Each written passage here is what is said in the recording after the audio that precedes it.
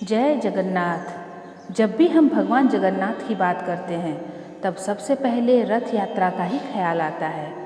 यह यात्रा वास्तव में बहुत खास होती है और इसमें देश विदेश से लोग हिस्सा लेने आते हैं। इस यात्रा में भगवान जगन्नाथ के साथ उनके भाई बलराम और बहन सुभद्रा भी शामिल होते हैं।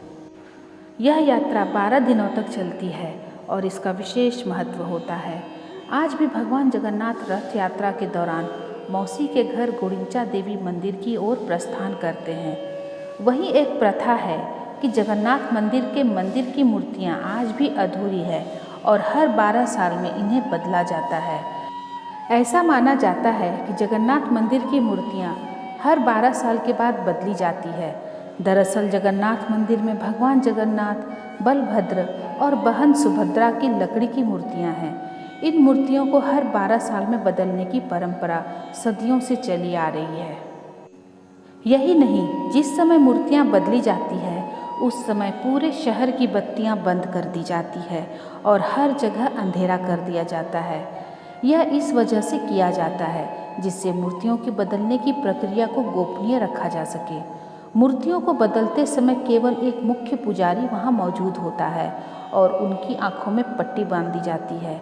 यह इसलिए किया जाता है जिससे कि मूर्तियों को बदलने की प्रक्रिया पूरी तरह से गोपनीय रहे। ऐसी मान्यता है कि जब भगवान श्री कृष्ण ने अपनी देह त्यागी उस समय उनका दिल पुरी में ही रह गया और आज भी वो मूर्तियों के बीच ब्रह्म रूप में मौजूद हैं। जिस समय श्री कृष्ण का अंतिम संस्कार हुआ वह अपना हृदय छोड़ गए। यहाँ की मूर्तियों में साक्षात रूप में भगवान जगन्नाथ मौजूद होते हैं, इसलिए उनके पूजन को आज भी भक्त शुभ मानते हैं। भगवान जगन्नाथ, बलभद्र और सुभद्रा की मूर्तियों को हर 12 साल में बदला जाता है। इस अनुष्ठान को नवकलेवारा कहा जाता है। इसके कई कारण माने जाते हैं जिनमें से कुछ के बारे में हम आपको बता रहे हैं। चूँकि जगन्नाथ जी की मूर्तियाँ लकड़ी की बनी हुई होती है, उनके क्षय होने का डर रहता है, इसलिए उन्हें हर 12 साल बाद बदला जाता है। चूँकि ये मूर्तियाँ नीम की लकड़ी से बनाई जाती है और उनके जल्दी खराब होने का डर होता है, इस वजह से इसे बदलना ही ठीक होता है। ऐसा माना जाता है यदि मूर्तियों को बदला नहीं जाता है तो उनके खराब होने का भय होता है। हिंदू धर्म में मूर्तियाँ केवल देवताओं का प्रतिनिधित्व नहीं करती है बल्कि उन्हें स्वयं देवताओं की वास्तविक अभिव्यक्ति के रूप में भी देखा जाता है। इस प्रकार यह माना जाता है कि भगवान जगन्नाथ, बलभद्र और सुभद्रा की मूर्तियाँ निर्जीव नहीं है बल्कि जीवित प्राणी है जिनकी देखभाल करने की ज़्यादा आवश्यकता है। नवकलेबारा अनुष्ठान देवताओं की ऊर्जा को नवीनीकृत करने का एक तरीका है। नवकलेबारा अनुष्ठान को देवताओं की ऊर्जा और जीवन शक्ति को नवीनीकृत करने के एक तरीके के रूप में देखा जाता है।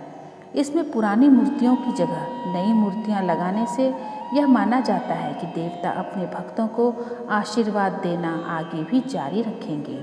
नवकलेबारा अनुष्ठान हिंदू कैलेंडर में एक प्रमुख घटना है और इसे बहुत ही धूमधाम और समारोह के साथ मनाया जाता है।